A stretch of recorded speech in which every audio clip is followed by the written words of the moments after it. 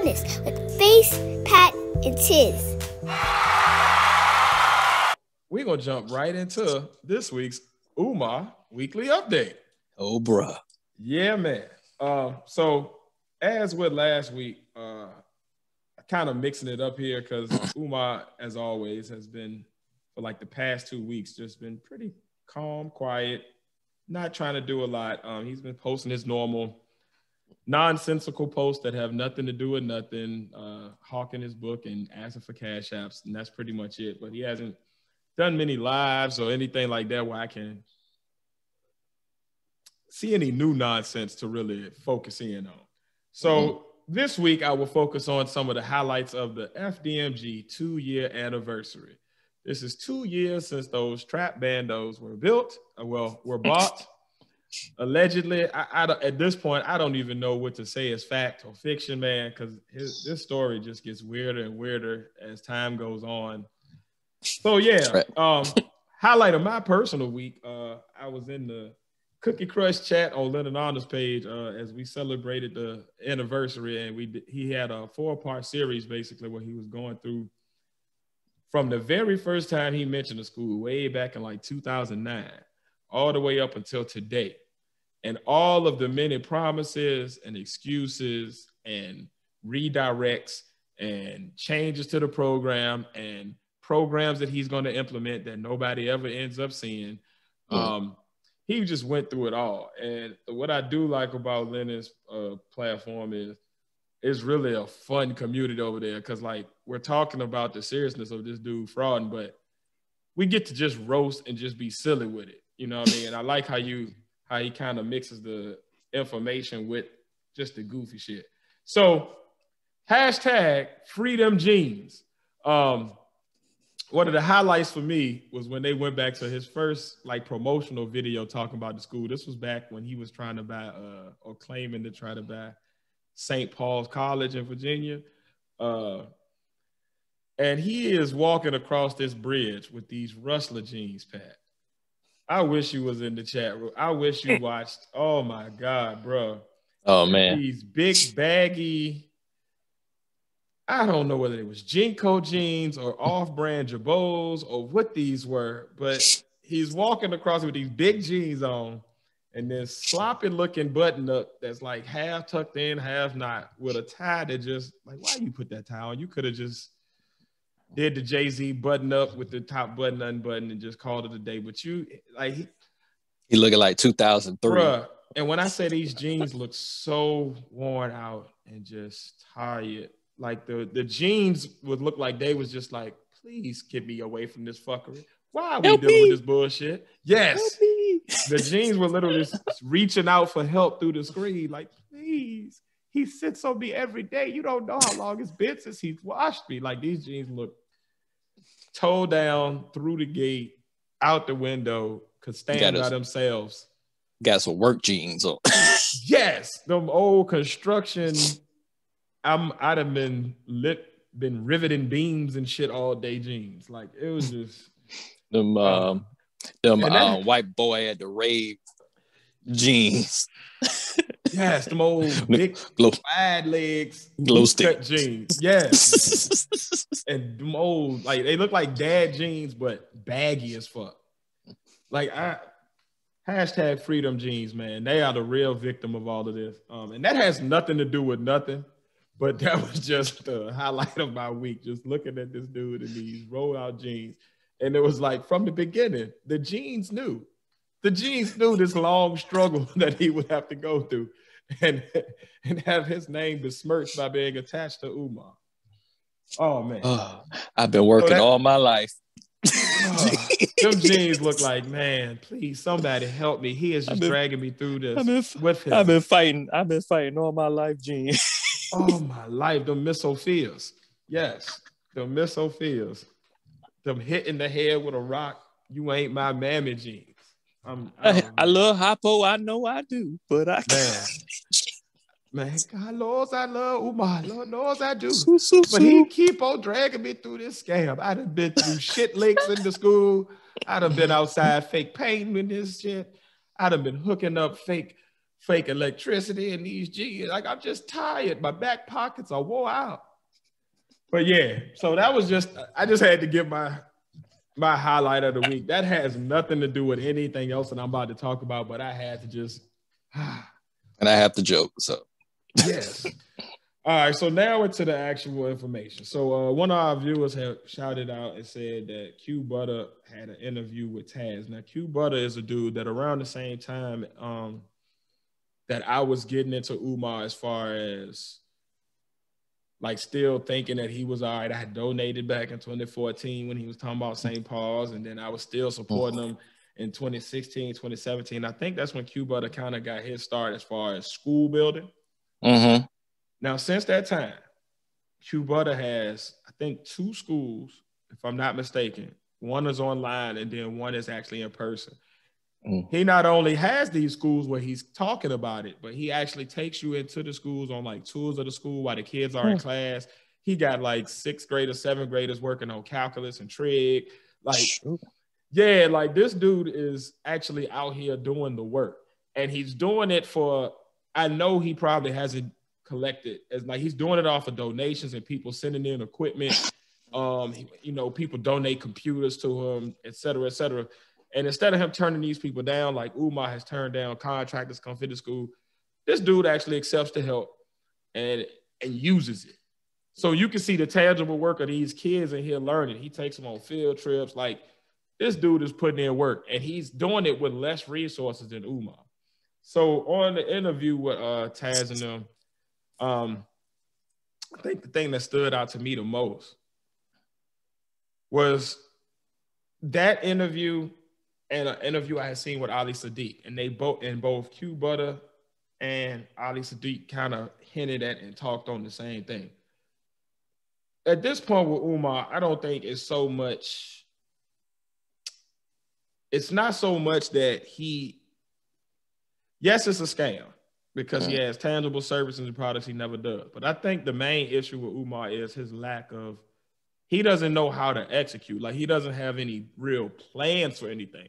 He's one of them people that you would call a big picture person. He's great at coming up with ideas. Like, if his ideas were undertaken by any other person, with those resources and the same amount of donations he's had, every one of those things would have come to fruition by now. From the couples retreat to the 4th grade online school for the pandemic to the actual school itself where kids are getting helped to the farming program. Like, all of this stuff is actually stuff that can be done if a person has a real plan. Like, I'm in the know, and I'm kind of cool with people who actually have done the work to open schools, and their opening operation budget is like $350,000.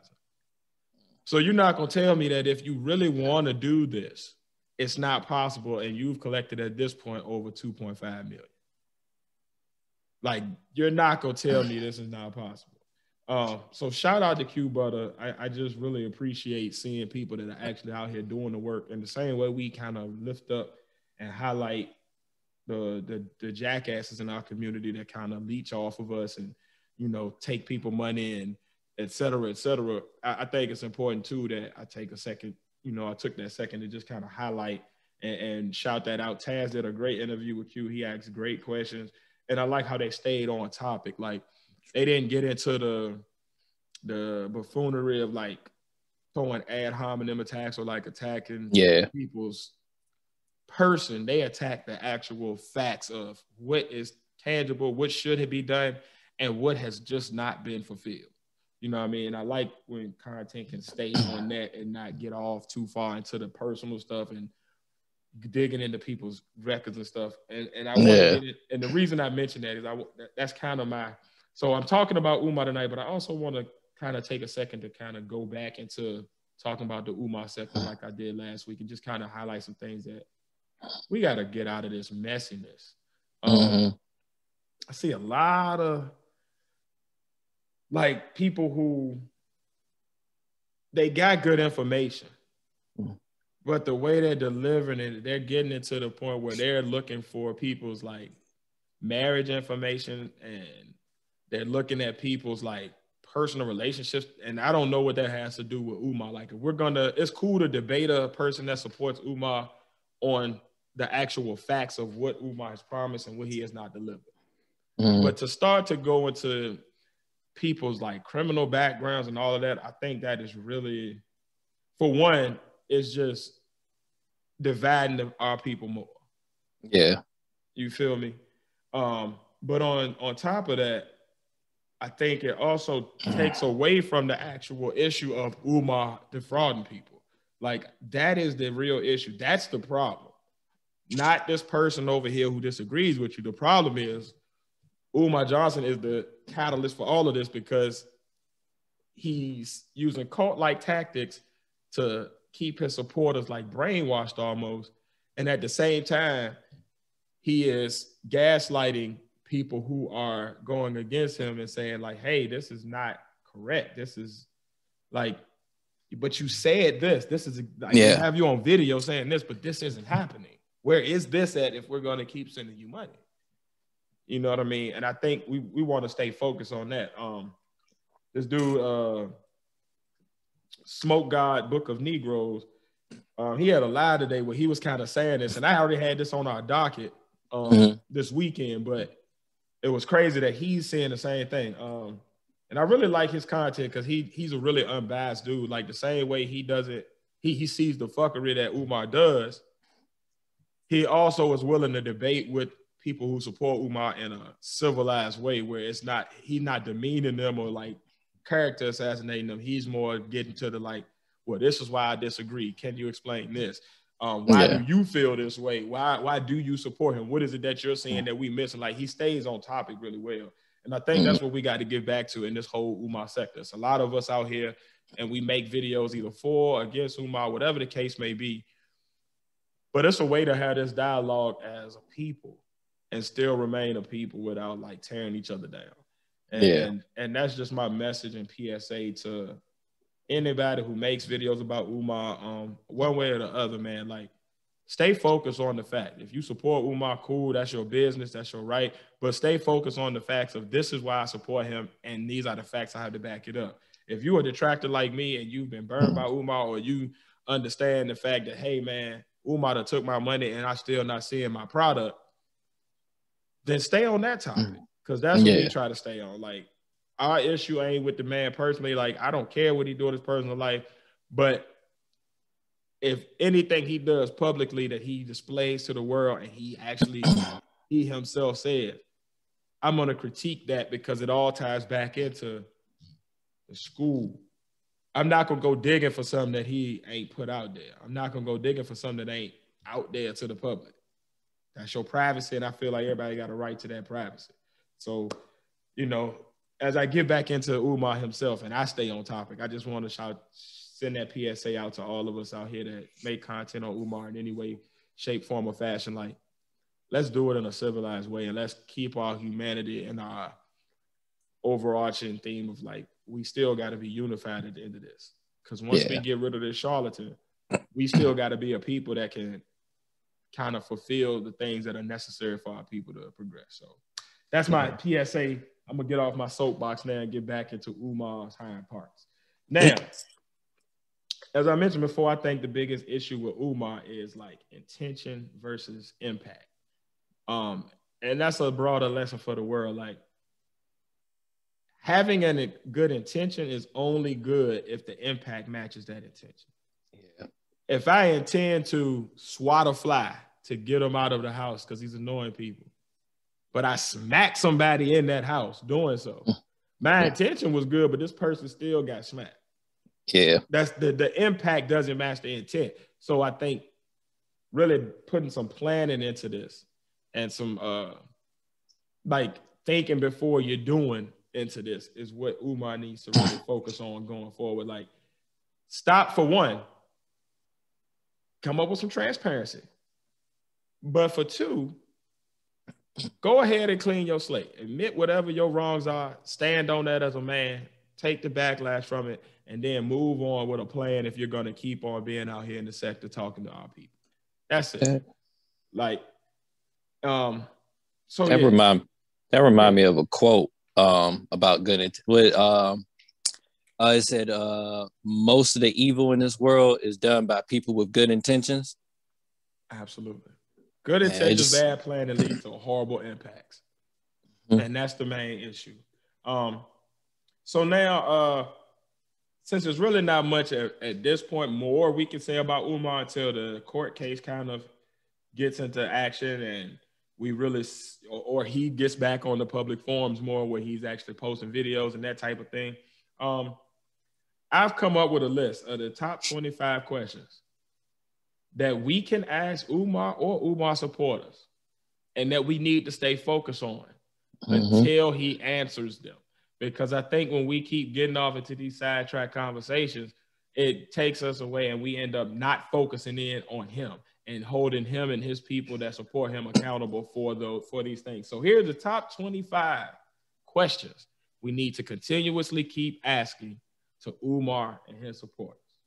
First,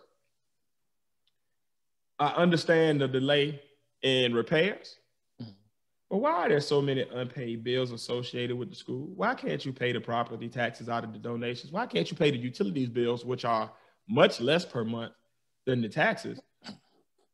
I don't understand that. And as of yet, there has been no logical explanation as to why these bills are unpaid. As a matter of fact, Umar and his supporters often don't even acknowledge that these bills are unpaid. Like, people have literally just seen it on public record. Oh, this is the school. These bills are here online saying that they're unpaid. Why? Why are there so many unpaid bills associated with the school? That's one. Two, why do so many donors, not people who are random off the street, but people like myself and others who have sent money, who have given our hard-earned money, whatever that money may be, we are still ground level investors in this vision that we were sold on. Why do donors never get any answers? Like on Lord Jamal's interview, he says, you know, I don't owe anybody else any answers because they haven't donated. Well, I donated. I know a bunch of people that donated. The Frosters donated to your Loyal Donors Club. None of us got any answers. None of us got access to the platforms that you said we would, where we would get these answers. And when we ask these questions, you get mad at us. Exactly. And then say that y'all don't donate. Like, I've actually seen that before. So forget my donation. Forget my donation. That's basically what you're saying. So my hard-earned money didn't mean shit. Next, number 3. Why did you buy a school that needed so much work if you knew that you were not getting the donations that you may have claimed? You could have bought a smaller building, or instead of buying a campus, bought one building and started with that middle school group and then built out over time. Why did you buy a school that needed that much work? Well, we're now 2 years since the first day you purchased it, and nothing, to be honest, not much looks different. Got the lights on now. The plumbing's still off. The HVAC's still off. There's still holes in the ceiling. There's still holes in the wall. Wiring is still hanging down everywhere. There's a shit lake in the middle of the gym floor. Old school uniforms are still in this damn school that from the last school. The nameplate on the school still says Moyer Academy. Like, why did you get this shit storm and clusterfuck and money pit of a building if you knew that you weren't getting the donations in like that? At least get a sign to say FDMG. Something. Post one of them fake, one of them little signs, like them campaign signs out front that say FDMG is coming. Yeah. Something, man. Give me something, bro. Give me something. Question number 4. Why do you not give financial updates so donors know how close they are to specific goals? Maybe you don't want to tell me all the details, but why not say, okay, we are at $250,000 we need for the HVAC. At this point, we are $70,000 in. So then people have at least an idea to gauge, okay, so this is how much more it's going to take. Why aren't you willing to give financial updates? So we can have like a goal. You could even put a little thermometer on the screen, put some graphics up, draw on the whiteboard and make a thermometer and fill it up more and more as you get the donations. Give somebody something. Even Kickstarter and GoFundMe got a little, thing that, graph or whatever to tell you that far. You done got kicked off of GoFundMe already, Umar. Draw you a thermometer. Do something. Question number, what are we at? 5? Yeah, we at 5. When did the lights officially get turned on? Was it in November when you were in the building beating on the drum saying FDMG is coming, FDMG is coming, and you were saying, yeah, the lights are on, yeah, they on now, and you were flicking switches then? Or was it this year in January when you were on the interview saying, oh yeah, the lights are finally on right now, they just got turned on? Which is it, Umar? Question number 6. Why the plumbing still unfixed? Didn't you say the plumbers done been in there and they done redid the pipes? So why you still saying the plumbing ain't fixed? And why is there still a big shit lake in the middle of the gym? After you done had the donors come in and after they spent their hard-earned money and paying it for you, then you had them come in and, come on, help me clean up this gym floor as you walked around on IG Live. And you got these older queens in there sitting there sweeping up filth and shit. And COVID. Breathing in toxic fumes from Fabuloso and bleach. Why the plumbing still ain't fixed? Go call Super Mario or something. Come back here. Luigi even. Maybe Mario busy. Holla at Luigi. Somebody can help you, sir. Get you a Roto-Rooter, some Drano, something. Number 7. When people ask you questions about the school, why do you get angry? If there's no scam, there's no fraud, there's no scheme, there's no illegal activity going on, everything is on the up and up, why do you get angry when people question you? Why does it literally send you into a forehead sweating rage when you get to throw a temper tantrum in your mama's corner? Why? Why does it get you angry? Yeah, like Trump. I done forgot what number we on now, people, so y'all just gonna have to deal with me at this point. Next question, though. Why, if you are the most requested scholar, are your venues and your crowds so small? Most requested scholar, I would at least think, would be selling out a ballroom at a hotel. You got the dudes that go around selling get-rich-quick schemes that can fill up a hotel ballroom. And your events are mostly free. So why is it that you can't even get a venue for one to request you? Why are you always online asking somebody, you got a barbershop? You got a restaurant? You got a corner office? You got a convenience store? You got anything that I can sit in? Please let me come to your town. I haven't been there. I haven't been to Kansas. I haven't been to Kansas in 3 years. When y'all gonna call me back, Kansas? The most requested scholar, the most requested means that you are the most asked for person. Why are you always asking for a place? And why is all of your places so small? I seen a joint today where he was literally on a stage in front of a area that couldn't have been no bigger than my garage. It's 12 people out there. Then he takes those 12 people into the African boutique that's right there. And he sits down in the back of that and talks to people and sells them his $70 book. Why are your venues and crowds so small if you're the most requested? Why do celebrities not financially support you? That's question number 9. I counted. Thank you. See, that's why you gotta have your brother. But why do celebrities never want to back you? Interview with Ali Sadiq. They asked him specifically about Umar Johnson. Ali Sadiq, big comedian, very successful in comedy. He said, no, I would not support Umar because he don't have a plan. They asked Snoop about, well, will you give to Umar on an IG Live? Snoop ignored the question, kept playing his music.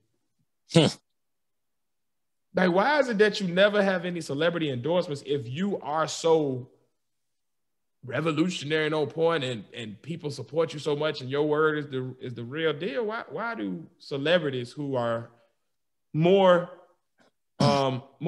savvy in business dealings than I am, why do none of them come out and support you? On that matter, why do no celebrity scholars support you? Even some scholars who may be speaking the same type of overall rhetoric. Why is it that they don't even support you, don't even know you? Michael Eric Dyson has no idea who you are. And you had the promo because you've been on a Breakfast Club. That's like how I found out about it, matter of fact. Why do no celebrities financially support you, sir? Next question. I guess this is 10. Mm-hmm. Why do you not display your degrees as most scholars do? I have only a bachelor's. My bachelor's is displayed. My wife has a bachelor's and a master's. She keeps her degrees displayed. Most doctors' office of any type of doctors that I go into their office, their degrees are displayed. And can't wait to check. Right. They definitely let you know, but they want to make sure that you see their credentials so that you know that they're giving credible wisdom on whatever it is that they're speaking of. Mm-hmm. They want you to see that, yes, you can trust my word because I have the credentials to support the fact that I've done the research and I've done the years of study to speak on this knowledge. Why you don't never display your degrees, Umar? Question 11. And this kind of goes back to question number 10. Why don't you have an office? I am in no way going to call myself a scholar. I am well read and I'm very well versed in a lot of different areas, but I'm not an expert on anything necessarily. I'm an expert on health and wellness because that's what my expertise is in. But I'm not an expert on everything. But I got an office. How do I have an office? And I'm not the most requested anything. I'm just little old Tiz. But you don't have an office, and you are the most requested scholar with 6 degrees. Yet you mean to tell me you don't have an actual office for people to come and have business meetings with you? Mm-hmm. If somebody did want to discuss investing with you, they have to sit outside on the FDMG rock with you? Or do an IG live together or something? Right, or go to an abandoned playground where you set up shop, or go yell in the cemetery with you? That's how they got to have business meetings? They can't sit down in the office? Or the vegan restaurant? I gotta sit down with you all the time and watch you scarf down food with your tusks. And then ask the donors to cash app them so you can pay for the meal. Correct. But you have no office. Why don't you have an office, Umar? I think this is 12. Why are there so many contractors who say that you ignored them or turned down their free work? Lennon showed a contractor that emailed Umar and started the conversation with Umar. Like, hey, I work for a contracting company that allows us to do free pro bono work for a certain amount of hours every year as a part of like just giving back. And I could take vacation time on top of that. And I can come down, and if you go ahead and get the permits drawn up, I can come down. Me and my crew, we can come down, knock out all the plumbing and a lot of the HVAC for you right now. And this was way back in 2019 when the school first was bought. All your problems right there. $250,000 worth of work done. But yet you turned them down or ignored them. Umar literally stopped responding to the dude. But you claim to keep wanting people to support you, and then the people that support you, you ignore them. Why do you turn down the work? Next question. Why are the halls and ceilings still in disrepair? I looked at a lot of that ceiling stuff. A lot of that ain't nothing but drop tiles. You can sit there and have you can do that yourself, Umar. You can get them donors up there. If you can do all that, you can get the paneling. Go ahead and get some zip ties and some wire clips, and go ahead and clip them wires up into the ceiling and put your shit down. And when the contractors finally do get there in 19 February, they can come on in and they can jump on it and finish out, you know what I mean?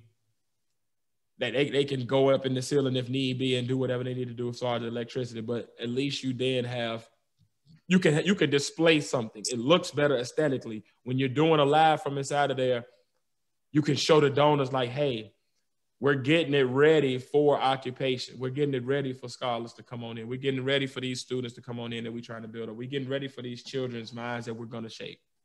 Mm-hmm.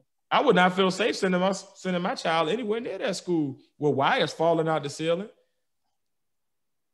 and full outlets just hanging down where you got to duck under to get down the hall. Like, what the hell is that? Heck yeah. Next question. why are your donors doing the work to also paint the school and clean the school? Why are you putting them to that work when they're already financially supporting you? Why not do it yourself, which would be a much stronger visual, a much stronger message to the people like, hey, y'all supporting me financially, I'm out here doing the work. So now when you walking past the school talking about, we working, people would actually see you working. We've seen you with paint in your beard and hadn't seen you pick up one brush or roller. Smoke God Book of Negroes just painted a whole damn room and didn't get no paint on his face, none of that. So that shows that you were just out there stunting. You were just out there trying to flex for the camera. You just flick some paint at your beard so that you look like you was out here working with these people. And then you go in and eat up all the food, sitting there with a sliced piece in your hand. And then have people say, I will do the work for free and still get the donors to do it. Like come on. What kind of person are you? Next question. When is the painting going to be finished? You've been having this two-tone school for the past 3 months. Since we started our podcast, you've had a school that was two-tone. And I don't think you will get them donors to get up on that damn roof and paint down, as you say, which is not even a thing because painters don't do that. They just get scaffolded into a ladder and go up and paint like normal people. Fucking weirdo. Paint down. But you the most requested scholar. Next question. Why do you not have any new information to teach? The one hallmark of scholars is that they are constantly learning, which is why they're called scholars. They're constantly reading new information and emerging knowledge in their fields. So they don't keep regurgitating the same thing. They keep updating their information. They're able to find new things to tell you about that you didn't already know because they've already taught you about the first lesson. So now they're going to keep on building on that. You have been regurgitating the exact same information for now 13 years, 14 years since you started your speaking career. Why? Where's the new information? You had that crooked bookshelf in your old crib. You can't read none of those books and give us something new. I know people in the education system very, very intimately, excuse me. They're constantly updating their knowledge on SPED education and how to reach out to scholars or students with disabilities and kids that have special needs. They're constantly updating their information to be better equipped. You're still regurgitating the same stuff you was talking way back in 2009, and so much has changed in education since then, but you're still on that same old rhetoric. You've taught us nothing new. You've made duplicate copies of the same damn book, basically. Your speeches all sound the same. And when you do talk about something outside of special education, you end up reading it from a book or just regurgitating facts, the same facts. We know Frederick Douglass' birthday now, sir. We got it. We know Marcus Garvey's anniversary, sir. We got it. You have posted it on IG. You've posted it on Facebook. You've said it a million times. We got it. Give me something new. And we can Google that. As a scholar, you should be able to teach me something that I would not normally know to even look up. I watch scholars all across the board in all kinds of fields, from medicine to social health to mental health to history to archaeology, all of these people. And they always are giving me something. Oh, I didn't know that. Oh, that just happened? Oh, word? It's always something I leave thought-provoking. I don't get nothing from Umar's lines. Even when he's talking about shit that ain't fuckery, you ain't telling me nothing, bro. You said this already. We got that. What's new? Why do you never have anything to update it? Now, next question. Why are your books not cited or peer-reviewed at all? In academia and in the world of scholars, most of their works that are worth anything, that are not considered pseudo-science or pseudo-information, their works are usually cited, referenced. They have facts and figures for you to go reference of where they got their information from. They can tell you book numbers and pages and all. Like, they give you the whole rundown of where they got their stuff. And other scholars have looked at their information and agreed with it and said, yes, according to my knowledge and my expertise and my experiments, this matches. Yes, this is something we can go forward to. Nobody, you haven't cited a reference. You haven't gotten peer reviewed by anybody. There's no other scholars that back your information. Shit, What's up with your books? Even Wikipedia got references. Yes. Your books we can't even get in a real bookstore. We got to get them from you. Just text me, PayPal me. Real books I can get from stores, sir. I can go to Barnes and Noble still and get it. Mm-hmm. Real books, I can go to Audible and pull it up and listen to it. Real Kindle. books, something. Mm-hmm. How are your books not cited or peer reviewed at all? Next question. Same vein a little bit. Why will no publisher publish your books? Why is it that all of your books are done through copiers and you putting it together yourself? Don't give me the independence route. Because if you wanted it to be quality, you would invest in quality. And what you're putting out is not that. So why won't a real publisher ever publish your information? You're not saying anything that radical. No more radical than anybody else who has published books. There's people from the Ku Klux Klan that have published books. So you're not going to get me on that I'm too radical for the system. No. Why won't anybody publish you? I'm even getting advice. I'm getting advice from publishers myself for my own book, for a comic book. You hear me? For a comic book. You know what I'm saying? So, like, come on, dude. Next question. What is the official opening date of the school that you can stick to? February.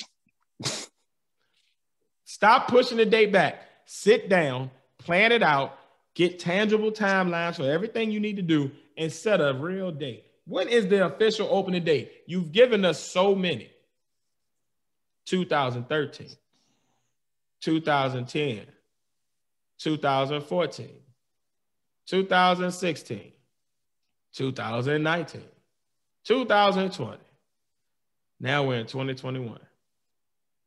What is the official opening date of the school? Whole new decade. Yes.